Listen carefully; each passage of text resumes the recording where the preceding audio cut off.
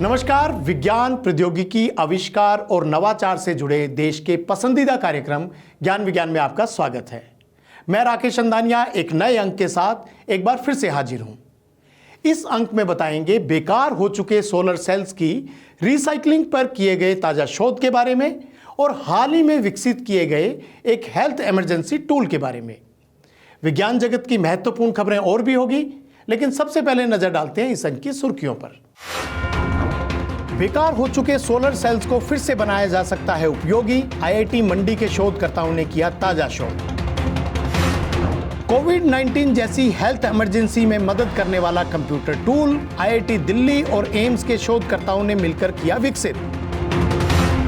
देश और दुनिया में विज्ञान की ताजा गतिविधियां जानिए साइंस एक्सप्रेस में,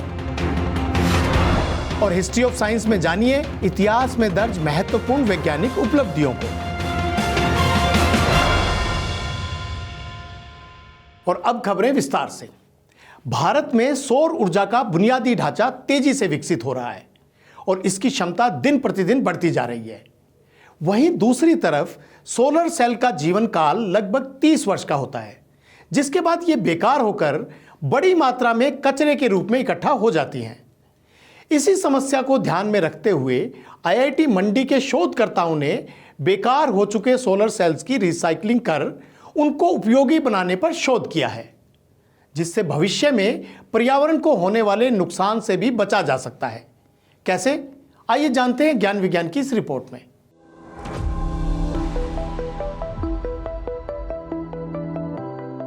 वर्ष 2022 तक भारत की सौर ऊर्जा 62 गीगावाट क्षमता के साथ दिन प्रतिदिन बढ़ती जा रही है। भारत विश्व में सबसे ज्यादा सोलर सेल इंस्टॉल करने वाला चौथा देश बन गया है। लेकिन इस उपलब्धि के साथ साथ एक समस्या भी उत्पन्न हो रही है, जो है सोलर सेल से उत्पन्न होने वाला कचरा। 30 वर्ष की आयु सीमा के साथ सोलर सेल्स वर्ष 2050 तक 4.4 से 7.5 मिलियन टन कचरा पैदा करेंगे। भविष्य में उत्पन्न होने वाली इस समस्या का समाधान सोलर सेल्स के लिए रिसाइकलिंग द्वारा ही किया जा सकता है। इसी कड़ी में school of mechanical and materials engineering IIT Mandi में कार्यरत डॉक्टर सत्वशील रमेश पवार और उनके शोधकर्ताओं की टीम ने सोलर सेल की प्रभावी रिसाइकलिंग के समाधान पर शोध किया है। We are looking at solar modules as a clean energy source, but what is happening during manufacturing and during recycling to produce carbon dioxide? This is something we were interested in looking at. And we looked at the impact if we utilize the modules just as crushing in mechanical crushing, or we try to recover some of the materials, what is happening with global warming potential. And now we came to a conclusion that we need to recycle most of the materials so that we can actually call it solar module as one of the clean energy source. शोध के आधार पर शोधकर्ताओं ने एक recycling पद्धति विकसित की है, जिसमें reduce, reuse, repurpose, repair, refurbish, redesign, remanufacture और रीसाइकिल विधियां शामिल हैं। सोलर सेल मॉड्यूल्स का पुनर्चक्रण कैडमियम, टेल्यूरियम, इंडियम, गैलियम और जर्मेनियम जैसे मूल्यवान संसाधनों की पुनर्प्राप्ति को सक्षम बनाता है। इन संसाधनों का भंडार सीमित है और उद्योग में इनकी उच्च मांग है। इसके लिए शोधकर्ताओं ने सस्टेनेबल सामग्रियों को शामिल करके डिजाइन टू डिकम्पोज सिद्धांत का पालन करके निपटान के दौरान कचरे को कम करने के लिए फोटोवोल्टिक मॉड्यूल के डिजाइन को अनुकूलित करने का भी प्रस्ताव दिया है। अभी हम देख रहे हैं कि जो स्ट्रेटजिक मेटल्स हैं उनकी पूरी दुनिया भर में कमी हो रही है। अगर हम बाद में इन खराब हो चुके सोलर सेल्स से उपयोगी मटेरियल्स को ले पाएँ तो ये हमारी टैक्टिकल मेटल्स की सप्लाई को सुनिश्चित करने में काफ़ी उपयोगी होगा। और इस शोध का में मुख्य अभिप्राय ये है कि हम पूरे सोलर सेल को डिस्कार्ड नहीं करते हैं। उनमें से जो सोलर सेल पुनः उपयोग में आ सकते हैं उनको हम उपयोग में लेते हैं, और जहाँ पर मेंटेनेंस की ज़रूरत है केवल उतने भाग को रिप्लेस करते हैं। और यह पद्धति रिसाइकलिंग के लिए इन्वायरमेंट के लिए काफ़ी उपयोगी साबित होगी, ऐसा हमें विश्वास है। इस शोध के निष्कर्षों को resources conservation and recycling journal में प्रकाशित किया गया है। सोलर सेल्स की रिसाइकलिंग पद्धति न सिर्फ उनके पुनः उपयोग के लिए महत्वपूर्ण साबित होगी, बल्कि भविष्य में उत्पन्न होने वाली पर्यावरणीय समस्या के लिए बेहतर समाधान भी दे पाएगी।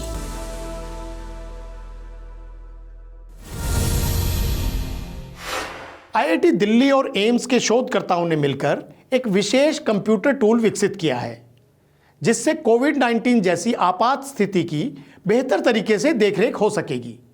ये टूल आपात स्थिति में विभिन्न जरूरतों जैसे कि स्वास्थ्य केंद्र की संख्या, बिस्तरों की उपलब्धता, वेंटिलेटर, ऑक्सीजन और दवा जैसी अन्य सुविधाओं की जानकारी देगा।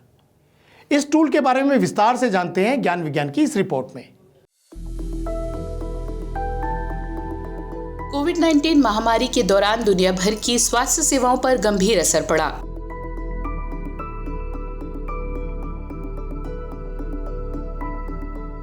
कोविड-19 से संक्रमित लोगों की लगातार बढ़ती संख्या के कारण कई देशों को बुनियादी स्वास्थ्य सेवाओं की कमी का सामना करना पड़ा।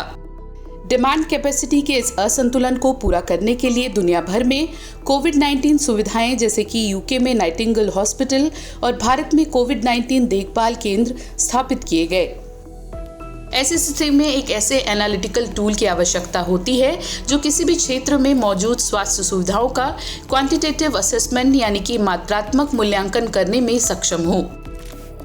इसी कड़ी में भारतीय प्रौद्योगिकी संस्थान दिल्ली के शोधकर्ताओं की टीम ने अखिल भारतीय आयुर्विज्ञान संस्थान नई दिल्ली और university of Exeter business school UK के साथ मिलकर उत्तर भारत जिले में सार्वजनिक स्वास्थ्य सेवा संचालन के लिए एक कंप्यूटर आधारित सिमुलेशन टूल विकसित किया है और साथ ही इसके उपयोग का प्रदर्शन किया है।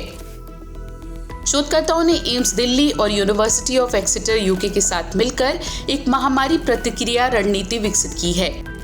सिमुलेशन परिणामों ने संकेत दिया कि सार्वजनिक स्वास्थ्य नेटवर्क की मौजूदा क्षमता, विशेष रूप से सामान्य वार्ड बिस्तरों की संख्या, पूरक ऑक्सीजन के साथ आईसीयू बिस्तर और वेंटिलेटर बिस्तरों के साथ आईसीयू की जरूरत है। उपकरण मरीज के लिए अस्थायी कोविड-19 देखभाल केंद्र की क्षमता का अनुमान लगाने के लिए उपयोग किया गया, जिससे उचित देखभाल प्राप्त करने के लिए प्रतीक्षा समय कम हो गया। इस सिमुलेशन टूल का उपयोग किसी भी स्वास्थ्य संकट की स्थिति जैसे कि डेंगू या हैजा के दौरान किया जा सकता है, जिससे कि बुनियादी स्वास्थ्य सुविधाओं की किसी भी कमी से आसानी से निपटा जा सकेगा। इस अध्ययन के परिणामों को सोशियो इकोनॉमिक प्लानिंग साइंसेज में प्रकाशित किया गया है। और अब नजर डालते हैं विज्ञान जगत की कुछ और ताजा गतिविधियों पर हमारे सेगमेंट साइंस एक्सप्रेस में। भारतीय अंतरिक्ष अनुसंधान संगठन इसरो ने रूसी अंतरिक्ष एजेंसी रोसकॉस्मोस को उसके चंद्रमा मिशन लूना 25 यान के सफल लॉन्च के लिए बधाई दी। ये 47 वर्षों में रूस का पहला चंद्रमा मिशन है। रूसी लैंडर की 21 या 22 अगस्त को चंद्रमा के दक्षिणी ध्रुव पर उतरने की उम्मीद है, तो वहीं 14 जुलाई को लॉन्च किए गए भारत के चंद्रयान 3 की चंद्रमा के दक्षिणी ध्रुव पर ही 23 अगस्त को सॉफ्ट लैंडिंग की योजना है। इसरो ने सोशल मीडिया के जरिए चंद्रयान 3 मिशन और रूस के लूना 25 को अपने लक्ष्य को हासिल करने की शुभकामनाएं दी।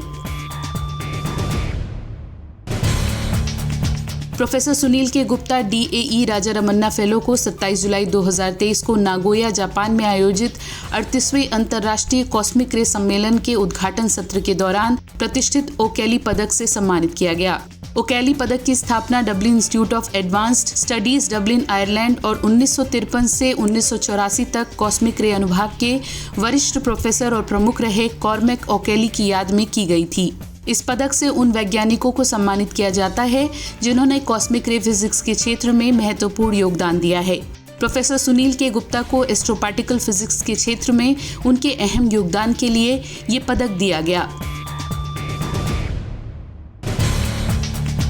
मंगल ग्रह की सतह पर हाल ही में की गई एक ताज़ा खोज इस ग्रह पर जीवन की संभावना के करीब ले जाती है। नासा के क्यूरोसिटी मार्स रोवर ने मंगल की सतह पर अच्छी तरह से संरक्षित प्राचीन मिट्टी की दरारों के पैचवर्क की खोज की है। ये एक विशिष्ट हेक्सागोनल पैटर्न में मौजूद है जो प्रारंभिक मंगल ग्रह पर गीले सूखे चक्रों की उपस्थिति का संकेत देता है। ये चक्र माइक्रोबियल जीवन के लिए आवश्यक जटिल रासायनिक निर्माण ब्लॉकों के संयोजन के लिए महत्वपूर्ण हो सकते हैं। इस खोज को नेचर जर्नल में प्रकाशित किया गया है। इतिहास के पन्नों में दर्ज वैज्ञानिक उपलब्धियों को जानने के लिए आइए देखते हैं ज्ञान विज्ञान का special segment history of science.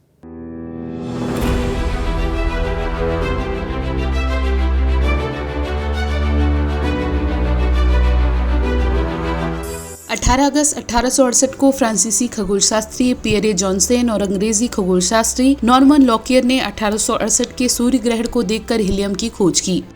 Jansen और लॉकियर ने पूर्ण सूर्य ग्रहण के दौरान सूर्य के स्पेक्ट्रम का अवलोकन किया। ये घटना इस अलौकिक तत्व की पहली खोज का प्रतीक बनी, क्योंकि हीलियम तब तक पृथ्वी पर नहीं पाया गया था। 18 अगस्त 1951 को खड़गपुर में पहले भारतीय प्रौद्योगिकी संस्थान का औपचारिक उद्घाटन मौलाना अबुल कलाम आजाद द्वारा किया गया था और सर जेसी घोष को आईआईटी खड़गपुर के पहले निदेशक के रूप में नियुक्त किया गया था। बाद में भारत सरकार ने 4 नए आईआईटी स्थापित करने का निर्णय लिया। 1958 में आईआईटी बॉम्बे, 1959 में आईआईटी कानपुर, 1959 में आईआईटी मद्रास और 1961 में आईआईटी दिल्ली में शुरू की गई। 19 अगस्त 1964 को दुनिया का पहला जियो स्टेशनरी उपग्रह सेनकॉम 3 केप कैनेडी से लॉन्च किया गया और इसे भूमध्य रेखा के ऊपर 16 डिग्री अंडाकार कक्षा में स्थापित किया गया। ये delta B number 16 launch vehicle के साथ लॉन्च किया गया संचार उपग्रह था। सेनकॉम 3 को प्रशांत महासागर के पार पहले टेलीविजन कार्यक्रम के प्रसारण का श्रेय दिया जाता है। 20 अगस्त 1897 को अंग्रेजी चिकित्सक सर रोनाल्ड रॉस ने एक बड़ी खोज की। उन्होंने एक मच्छर के अंदर से मलेरिया परजीवी को खोज निकाला। 4 दिन पहले एक मलेरिया रोगी को काटने वाले एनोफिलीज मच्छर के पेट के ऊतकों का विच्छेदन करते समय उन्हें मलेरिया परजीवी मिला और उन्होंने मनुष्यों में मलेरिया परजीवी के संचरण में एनोफिलीज मच्छरों की भूमिका को साबित किया। इस खोज के लिए सर रोनाल्ड रॉस को 1902 में चिकित्सा में नोबेल पुरस्कार दिया गया। तो आज के अंक में बस इतना ही। विज्ञान, प्रौद्योगिकी, नवाचार और आविष्कार की ताजा जानकारियों के साथ अगले हफ्ते आपसे फिर होगी मुलाकात। तो बने रहिए हमारे साथ वैज्ञानिक सोच के साथ। नमस्कार।